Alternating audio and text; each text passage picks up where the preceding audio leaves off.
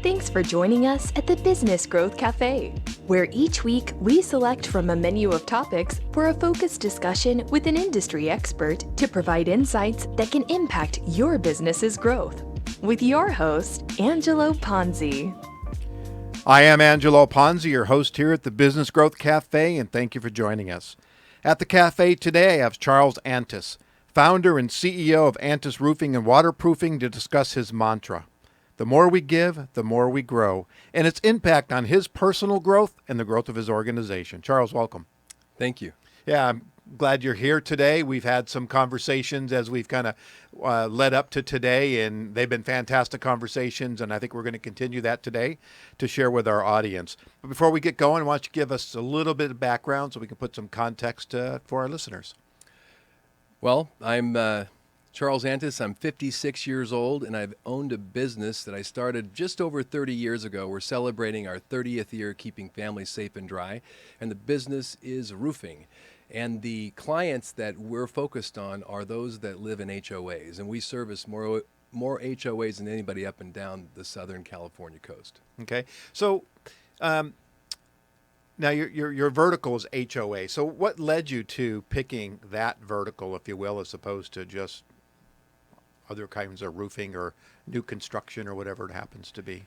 Well, I think you end up kind of where you land, and roofing was a summer job that fell into place for me, and the person that I learned it from was the greatest salesman I have ever seen in the HOA space, and that's where he sold. And so that was his focused client, so that became the client that I started to interpret and understand and economize. Okay, all right. So just kind of a natural evolution for you to stay there. Yeah. All right. So before we kind of get started in some of the other conversation, a question I always ask my guests is, when you think about your growth of your business, what keeps you up at night? Well, if you ask any founder, they have 3 a.m. wake-ups, because we think about everything. And over the years, that's been everything imaginable, because there's a friend of mine that says, I go to bed thinking it's all going to be gone in the morning. And that's what it's like to be a founder sometimes. So while I've worried about everything in the past, if I wake up now, it's always about the people. It always comes in the form of the people, generally my employees, but also those that we serve, those that we partner with, and those nonprofits and for-profit companies, and those in the community. So it's a people question that keeps me up. And now it isn't the pain of, it usually isn't the pain of how I'm going to make payroll, that part of the people quote. Usually it's how can we move internally and externally people from a pain to gain? How can we help them find more fulfillment and at the same time have more positive impact on society? That's what wakes me up today, because that's the things that in our company we're able to spend a lot of time thinking about. How do you engage your employees in that conversation? I mean, my father was a plumber, and so, I worked on all sorts of housing and new construction and remodeling. So, but how do you engage that person that's, got the hammer in their hand to really engage in your purpose and your focus as an organization? That's a great question, because when I started discovering that my purpose would help me be trusted more by the client, I, in the beginning, overlooked my employee. I often tell the story, I was like Will Ferrell in Old School when he's running down the street. Come on, Eddie, everybody's doing it, and he's the only one streaking. And that's how I was with my enthusiasm, because when I said yes to the Habitat roofs to donate them, it created more work for marketing, created more work for production, and sometimes more worry for other departments. And so what it took is us to be able to ask the question or hear the stories. It was a way how we had to be able to entice our stakeholders, our employees, to be able to share those personal stories with each other and with us, so that we could map out a way that their purpose could be built into the path of what we do. Do you give them a venue? I mean, do you have company meetings and say, okay, John and Bill and Mary and Susie, it's your turn to get up and talk about how you were fulfilled this month by giving or doing what you were doing? How do you engage them? There are some things that are very formal, like much like doing a DISC analysis on your people. We've done a very deep dive purpose lab assessment that goes into deeply assessing what fulfills you and your impact on people in the world. Aside from that, there's a lot of more random or simple things that we do. And 1OC is a local nonprofit that exists just to plug nonprofits to for-profit businesses. And they have a thing called, it's something that you can purchase. It's an easy plug-in called a giving card. And a giving card is a 501(c) give-only gift card. So you can only donate it to a nonprofit. So we give out these. And internally what will happen, we'll have a company all-hands-on-deck meeting, and we'll say, hey, Peggy, you get this card because you did great last week. And then next week, we want you to come back and tell you who you gave it to and why. Then we bring up John, who got one last week, and he says who he gave it to. And he'll tell a story about maybe a father who had cancer, and that's why he gave it to American Cancer Society. And suddenly, John in accounting, and I'm making up these names, sure. But John in accounting suddenly has a connection with Aaron in marketing. That's a real name. I had to just throw that in. And where before maybe they had a little, not even knowing it, an adversarial deal and little dyads or walls built up. So when you create that, it created a discussion, and then it became safe for people to tell their stories back, and then so it starts to flow different. The trust, the alignment in the company starts to flow. All the little dyads and triads in a negative way that form for people survive, I got your back, you got mine, instead gives way to the belief in what the company's doing. And even when it wasn't Habitat, which is one of our big gives, that was your first way of giving, you suddenly get why we give to Habitat. And in the stories that I'll tell today are the stories that all of my people know that they also tell why we give to Habitat and why we give to Ronald McDonald House. So it really helps break down the barriers. I mean, in so many organizations, silos developed, right? The little thiefdoms going on or fiefdoms going on, and it's always everybody's worried about themselves or their own department, and really it sounds like, including the owner. We all form those when it gets bad. Yeah, but it sounds like this inclusiveness and helping people understand what the mission is and the value and the purpose and the real value and what you see after you give, right? It's not about the old saying, it's not about the giving, not about the receiving, it's the giving. It's not a conscious change, it's a subconscious change. Everyone's happier. Why are we happier? You can't exactly plug it in, but when you walk a walk of trying to do the right thing, and you have data that now we have that this is really going to matter, because retention's the big thing, as you well know, and when our retention's able to stay at a really high level, it really validates why this is important. And that's the thing that you suddenly wake up one day and, well, I'll be damned, we have a different set of circumstances than those that are in our space. How has this shaped the culture of your organization, and how long did that kind of take? Let me go back. 1989, you founded your organization, and at some point in time, you kind of really got into corporate social responsibility. And as you started to ingrain that within your organization with your people, that had a cultural shift. How did that happen? How did that evolve? And really the impact that it's had on the organization. Okay, well, I can pick up where I left off. So there I was streaking alone, and then we started having a discussion. One of the tools were the giving cards that helped us really get there. But in the beginning, it was a little more simple than that. We formed an alliance. The alliance started when 11 years ago, when I got a call from Sharon Ellis, who is our CEO of Habitat Orange County, and she asked if we would donate a roof. And we have a past.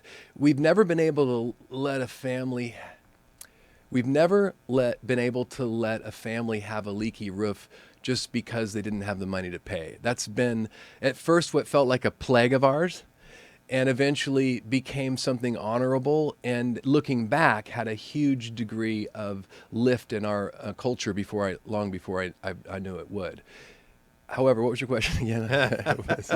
Well, just talking about the culture or the cultural impact, and how did that evolve? So I'm sorry. The next thing that happened, where I was going, was Sharon called and she asked if we donate a roof, and so we said yes. And then what happened was it became organized. Suddenly, this thing that we did, which we did all the time for families that we never talked about, Habitat talked about it. Habitat said something like this: Antis Roofing, they are donating roofs and transforming lives.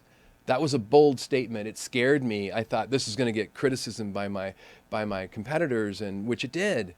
But that criticism was the best thing that ever could happen, because when somebody says you're doing something good and somebody else says, ha, just the person that hears the ha from that point on will always notice whether or not that happens. So what happened is we got a lot of attention by this ad in sometimes what felt like a negative way, but it didn't stick. And one of the things I discovered is when you're doing good and you talk about it, so long as you're really living it and trying to do it, criticism will never help. It will never stick. In fact, it will draw attention where you want it to go. And so Habitat talked about it, and then eventually we learned to mimic what they said. I went to Sharon Ellis a few years later, and I said, Sharon, would it be okay if we borrowed that? And if we said that? If we included your logo in our logo? It felt really kind of wrong at the time, but it's what we were doing. We were donating all the roofs on Habitat. We had been for 5 years. And she said, yeah, and we did that. And that really made it bold. And that really made everybody up the ante. If you're on the Antis team and this doesn't feel right with you, maybe you'll leave. And some people left. And I have some amazing people that left. They just go by a different model, and that's okay. But what happened is we attract in those that can help build it further, and that's what's happening. So Antis Roofing attracts top talent. That's not true for every roofing company. Right. And that's not a disrespect on any other roofing company. I saw you watch one of your speeches from about a year ago. I think it was Disrupt HR. And in the speech, you talked about that 3 out of every 5 businesses that are in your industry will basically go out of business. But you talked about the fact that you have a 91% retention rate. So can you dig into that? I mean, why are you successful in retaining your customers or your employees versus other organizations? And really in the broad sense of organizations. I'm going to back up, and I'm going to tell this story because this story is told more than anywhere in the company, and it kind of shows the essence of why that is in a story form. Okay. And because we'll remember it more, and it all goes back to when I started that business and when I was in the HOA space. And I didn't really have any talent at the time of putting on any major roof. I didn't have the experience, but I had become a leak sniffer outer. Okay. And that was my my divining skill. rod and it was so important that I have this skill, and I couldn't get any work. I needed work so bad that I would get 2 or 3 calls a week. That's it. And I had to convert them to repairs. Because in a repair, you could make a pretty decent amount of money. And the way I would get a new client is I'd say, do you have a leak that nobody else could solve? Let me do it for free. And then I'll prove myself, and then I'll be your client. And it was brilliant.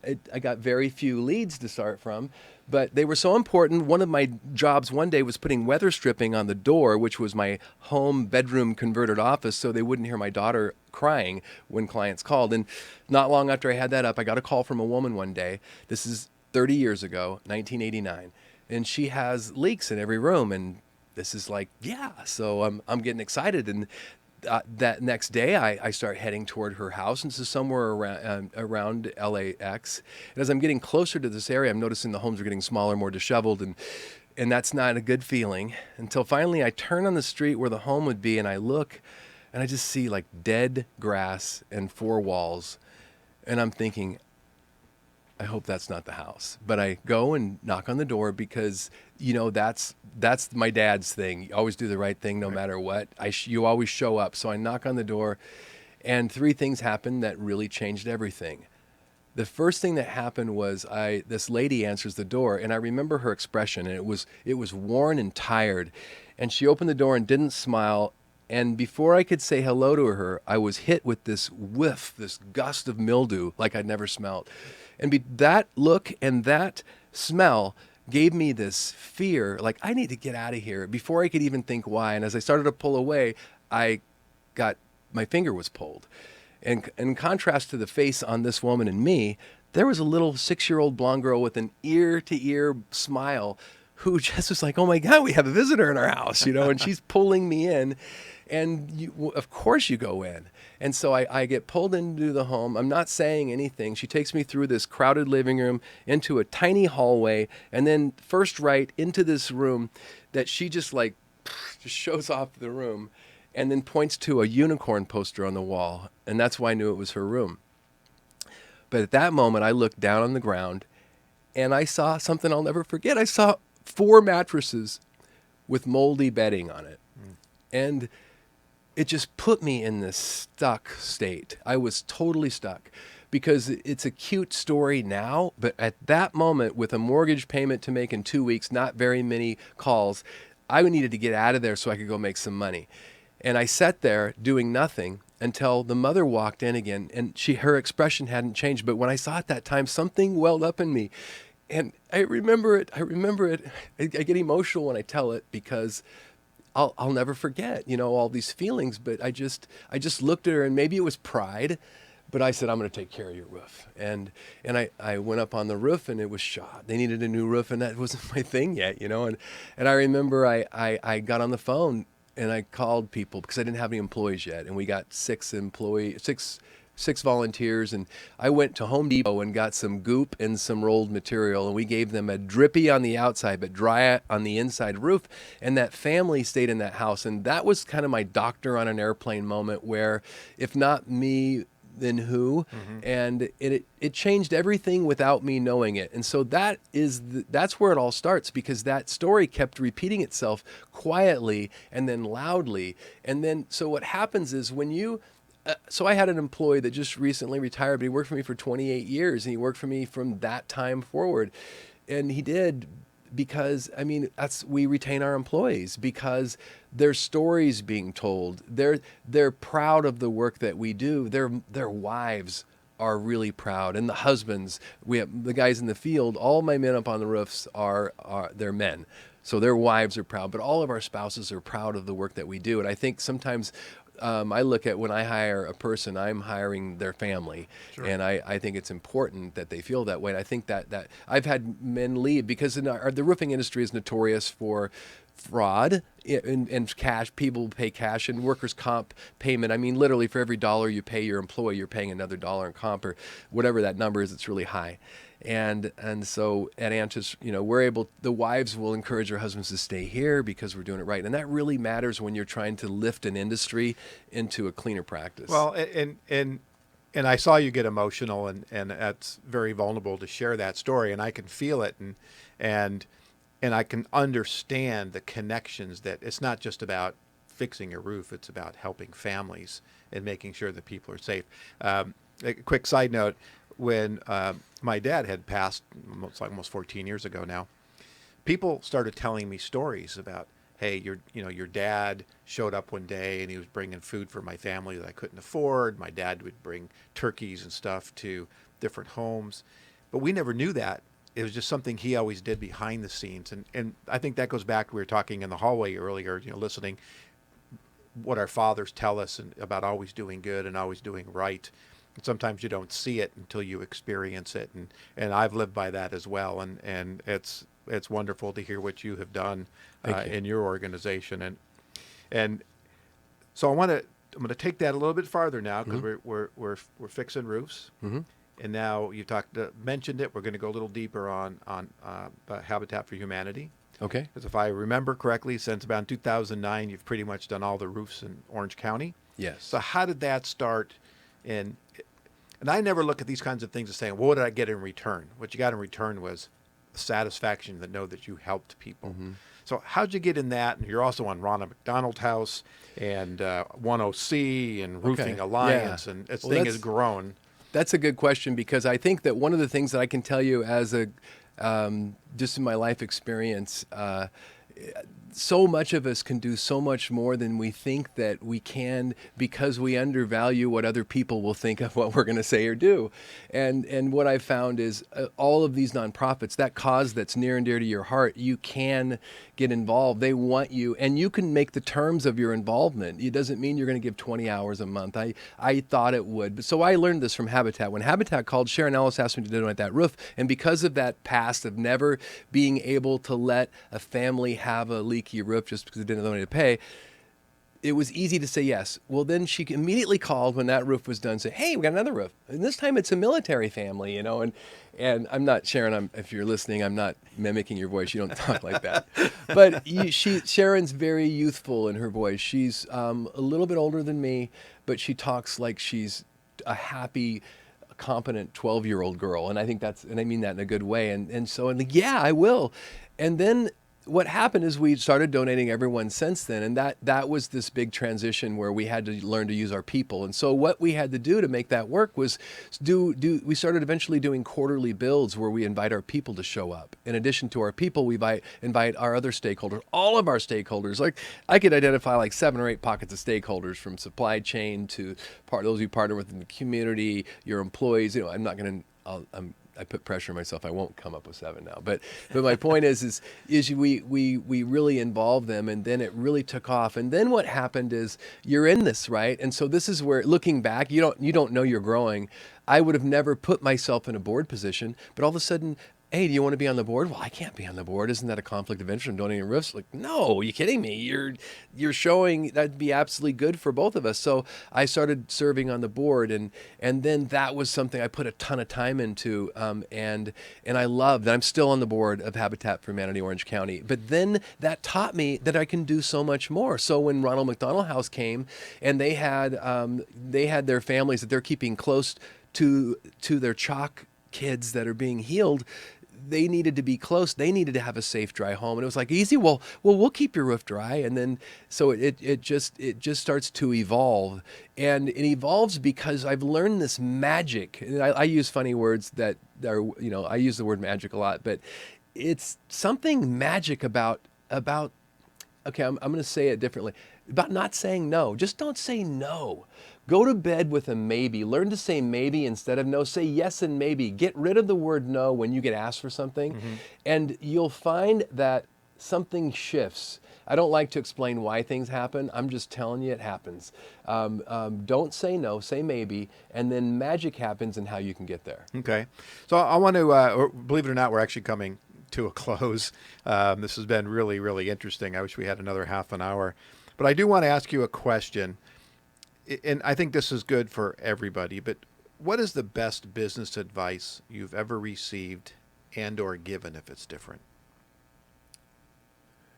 I have some amazing thoughts. When John Christmas, who's now deceased from Christmas Electric, told me, let the big clients come and glow, but take care of the little clients. I have Alex Lodd, the CEO of MV Transport, the largest transportation company in the world, who told me that business and dating is exactly the same thing. If you want to figure out how to make a play, imagine it was a girl you wanted to date. And it sounds silly. Those things really help. But the best advice I ever had my whole life is absolutely my father, who in many ways said, leave the campground. He didn't say this, but he lived his life this way. And he still lives his life. Dad's very much living his life. Okay. Sorry.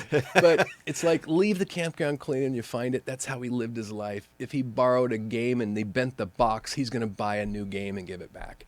And always do the right thing no matter what. It wasn't sexy back then. It wasn't sexy when I started my business. But I can tell you, Angela, I've always, by every person, tried to do the right thing no matter what, and err on the side of generosity in all my dealings with everybody. And I can tell you today, it's the right place to be. It's trending because it's transparent as can be out there, and it's going to get more transparent. Like we were talking out there, you're going to be able to see not only through the company, but through the eyes of every employee, and what you do matters forever. So do the right thing. Okay. Fantastic words to live by.